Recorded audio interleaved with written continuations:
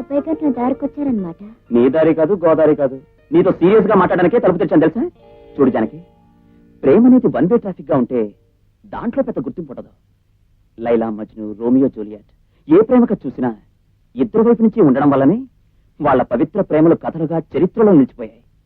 కనుక నేనొక్కడిని కాగితాల బాణాలు విసరడం, గోళ్ల మీద రాయడం, జుట్టు పీక్కోవడం కాకుండా రేపటి నుంచి నీ వైపు నుంచి కూడా ప్రేమించడం స్టార్ట్ చేయాలి.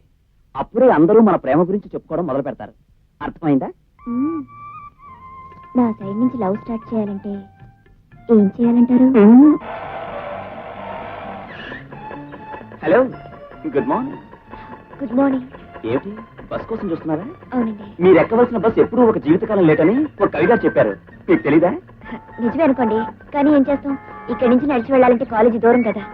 దాంతే ఉందండి, నేను లిఫ్ట్ ఇస్తాను, రండి. లిఫ్ట్ అంటున్నాం, ముగ్గురు ఎక్కితే పోలీసులు పట్టుకుంటారు. ముగ్గురు ఎందుకు ఎక్కుతాం? ఇద్దరం ఎక్కుతాం. నేను జానకి.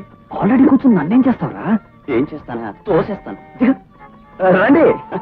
పాపం సుధాకర్. వాడి మొహం వాడిదే ఉందండి, మీరు రండి.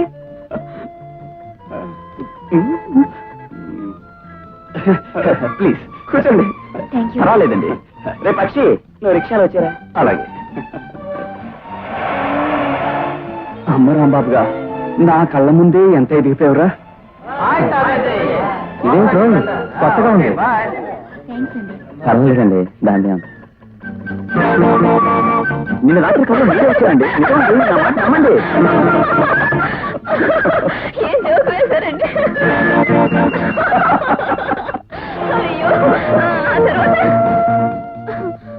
Good morning. Good morning. Janaki garu, మీరు ఈ చీరలో చాలా అందంగా ఉన్నారు. You are looking just fantastic. Notes రాసేసుకున్నానే. సర్లే, ఇలా వచ్చేసి.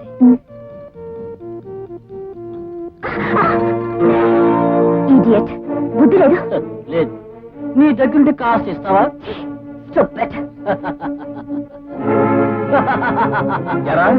ఆ మధ్య మీ ఊరు అమ్మాయిని ఏదో అన్నానని తెగ నీరిగావు. ఇప్పుడు మా వాళ్ళ అమ్మాయిని పట్టుకుని నువ్వు చేసినట్రా?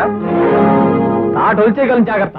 పోదే, నీ రక్తం కళ చూస్తాను, జాగ్రత్త. నా రక్తం కంటే నీ శవాన్ని కళ చూస్తాను రా.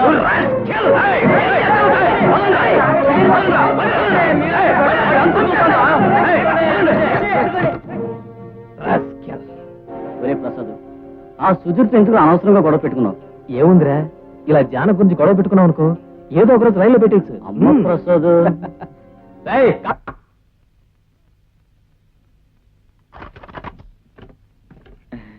ఏమిటో రాంబాబు, తారస్థాయిలో ఏదో పాట వినిపిస్తోంది. ఎవరు పాడుతున్నారు?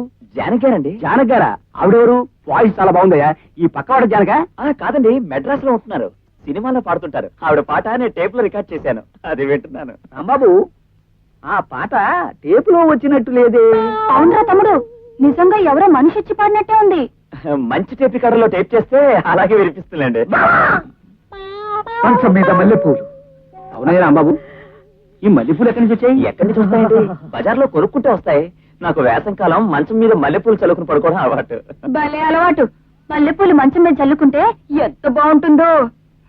సరసం తెలిసిన వాళ్ళకు ఉంటుంది అట్టంట అలవాటు. అక్క, నీకు గుర్తుందే, నీ పెళ్లి నాడే నాన్నతో చెప్పాను, బావమహంలో సరసం వీసవెత్తుడా కనిపించడం లేదు, వద్దు మొర్రు అని మొత్తుకున్నాను. నా మాట విన్నాడు కాదు.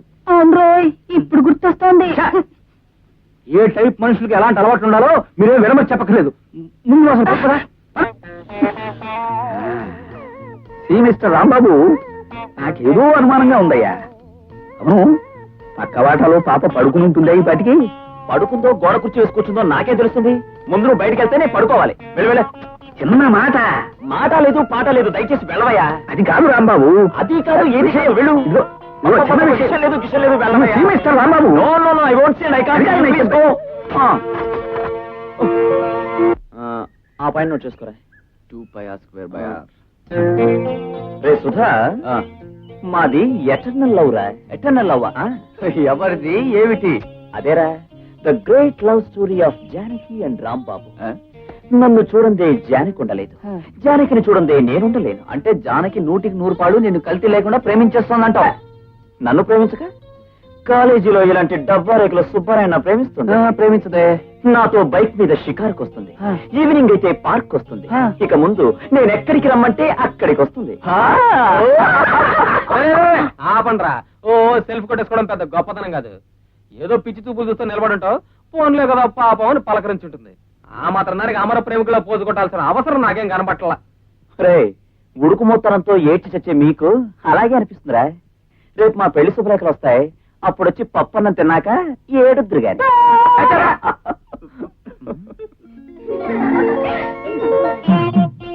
రాంబాబు, నీది నిజమైన ప్రేమ అయితే ఓ పందెవరా చెప్పరా, ఏడు పందెం?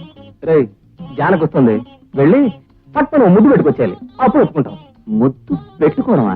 అది నేను డైలీ చేసే పనే కదరా. అసలు నన్ను చూస్తే చాలు మూతి ముందుకు పెట్టేస్తుంది. ఎందుకో తెలుసా? ముద్దు కోసం. హరికథలు చెప్పడం కాదు, ముందు ముద్దు పెట్టుకుని చూపించు. రాంబాబు, వీడు అనవసరంగా నేను రెచ్చగొడుతున్నాడు. నువ్వు రెచ్చిపోయి అమ్మాయి జోలికి వెళ్ళావనుకో గొడవ అయిపోతుంది. గొడవ ఏంట్రా ఫూల్? నా ముద్దు జానకో మధుర స్వప్నం రా. రేయ్, అందరూ చూసి నేర్చుకోండి రా హౌ టు కిస్ అనేది. వద్దురా రాంబాబు.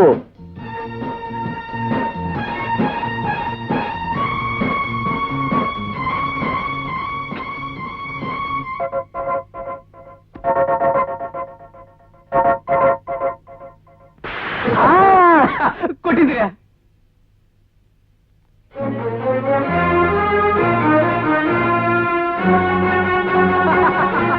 అదిరి పట్టున్నాడు అమర ప్రేమికుడు. రే, నీదే నేర్చుకోవాల్సింది హౌ టు కిస్ కదరా, ఎలా చెంపదెబ్బ తినాలి అని.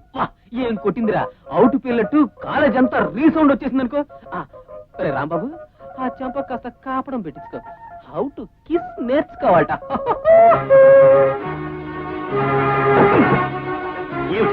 ఏమిటి నువ్వు చేసిన పని? అవుట్ పేల్చినట్టు అందరిలోనూ చాచిపెట్టి నా దౌడ మీద కొడతావా? బుక్క పూరిలాగా ఉబ్బిపోయి క్యాంటీన్ లో వేడినీళ్ళతో కాపడం పెట్టుకోవాల్సి వచ్చింది తెలుసా? సారీ అండి, మరీ అంతలా తగులుతుంది అనుకోలేదు. మరి ఎంతలా తగ్గుతుంది అనుకున్నావు? పెళ్లికి ముందు ఒకసారి కొట్టావు, ఫోన్లే కదా అని ఊరుకున్నాను. పెళ్ళయ్యా కూడా రంపకాయలు కొడితే ఎలా? పైగా ఈ చెట్టు పక్కన తుప్పల చట్టం కొడితే అదో దారి, అందరి ముందు కొడతావా? అందరిలోనూ మీరు అలా ముద్దు పెట్టుకుంటే కొట్టకుండా ఊరుకోమంటారా? నేను ముద్దు పెట్టుకున్నానే తప్ప నీ ముక్కే కొరకలేదుగా. పైగా మొగుడిని ముద్దు పెట్టుకున్నాననుకో, పెళ్ళానిది, నువ్వు కొట్టాలా? ఏమండి, మన మొగుడు పెళ్ళాలో నాకు ఎవరు తెలుసు చెప్పండి? మనం ఆడుతున్న నాటకం ప్రకారం మీకు నాకు ఏ సంబంధం లేనట్టేగా. అలాంటప్పుడు మీరు నన్ను ముద్దు పెట్టుకుంటే నేను ఊరుకున్నాను అనుకోండి, క్యూలో వెళ్లి గుళ్ళో దేవుడు దనవెట్టినట్టు అందరూ వరుసగా వచ్చి నాకు ముద్దులు పెడుతూ మొదలెడతారు. అందుకే కొట్టాను. తప్ప? అవునులే, నువ్వు చెప్పిన దాంట్లో ఒక పాయింట్ ఉందనుకో. కాకపోతే కొట్టకుండా నువ్వు సిగ్గుపడి వెళ్ళుంటే నా ప్రేమ పాపులర్ అయి ఉండేదేమో. ప్రేమ కాదండి పాపులర్ అయ్యేది, ముద్దుల కోసం మొహం వచ్చిందానని నేను పాపులర్ అయ్యేదాన్ని. చూడండి, ముద్దు ముచ్చట లేకుండా ఈ మాయదారి నాటకం మనకి ఎందుకు వచ్చిందండి? చిలికి చిలికి గాలి వానైనట్టు ఈ నాటకం ముదిరి ఏమవుతుందోనని నాకు భయంగా ఉంది. నా మాట విని ఈ వేళతో ఈ నాటకానికి తెర వేసేసి. తెర వేసేయడం, స్టేజ్ ఎత్తేయడం అంతా నిశ్చయం అనుకుంటున్నావా? ప్రేమికులుగా వస్తూ వస్తున్న పేరు కాస్త నీ చెంపదెబ్బతో ఎగిరిపోయింది. కాబట్టి ఇంకా కొంతకాలం ఈ నాటకం ఇలాగే ఆడి తీరాల్సిందే. చెప్పడం మర్చిపోయాను, ఆ ప్రసాద్ గారి విషయంలో కాస్త జాగ్రత్తగా ఉండు. ఎప్పుడు నీ వంక గుట్ల గోపులా చూస్తూ నీ వెంట గుండ్రకలా తిరుగుతున్నాడు. రాస్కెల్ రాస్కెల్ అని. ఏమండోయ్, ఏమిటి? తలుపులు తీసే వెళ్తున్నారు, రమ్మంటారా? లత, నువ్వు వెళ్ళవే, నేను లైబ్రరీకి వెళ్ళొచ్చేస్తాను. త్వరగా వచ్చేవి. అలాగే. హలో జానకి గారు. హలో. ఆ రాస్కెల్ ఏం చేసినా పాపం లేదండి. నాకే కనుక పవర్స్ ఉంటే 5 వేలు జైలు తోయించాడు. ఎవరి గురించి మీరు మాట్లాడేది? ఇంకెవడండి, వాడే ఆ ఫుట్బాల్ రాంబాబు గారు. వాడు 10 మందిలో మిమ్మల్ని ముద్దు పెట్టుకున్నట్టు కదా. ఎంత ధైర్యం అండి వాడికి. ఏది ఏమైనా మీరు ఆ విషయంలో నాకు బాగా నచ్చారండి. అదేనండి, వాడిని చాచి కొట్టారు కదా, అందుకని ఆ దెబ్బ చాలండి. వాడి మీద మీకు ఎంత అసహ్యమో కోపమో తెలియజేయడానికి. వాడిని మీరు ఎలా లైక్ చేస్తారండి? నాలాంటి కొంచెం డీసెంట్ ఫెలోని, కాస్త అందం చందం ఉన్న వాడిని లైక్ చేశారంటే ఏదో అర్థం పర్థం ఉందనుకోవచ్చు. ఏమంటారు? జానకి, నీ మౌనం అర్ధాంగీకారం అనిపిస్తుంది నాకు. నా విషయంలో నీ పూర్తి అంగీకారం తెలియజేసావే అనుకో, నిన్ను పెళ్లి చేసుకుని పూలకారులో ఊరేగించి ముద్దు మురిపాలను ఓ పద్ధతిలో నేర్పించేస్తాను. ఏమంటావు? చూడు మిస్టర్ ప్రసాద్, నన్ను ముద్దు పెట్టుకున్నందుకు రాంబాబుని కొట్టానని సంతోషపడుతున్నావు కదా. బట్ వన్ థింగ్, అతని మీద కంటే అతివాగుడు వాగే నీ మీదే నాకు అసహ్యం కోపం ఎక్కువ అవుతున్నాయి. మరోసారి నా జోలికి వచ్చావో నీ 2 చంపులు పేలిపోగలవు. జాగ్రత్త. ఎంత పొగరే నీకు. నీ పొగర అనచకపోతే నా పేరు ప్రసాదే కాదు.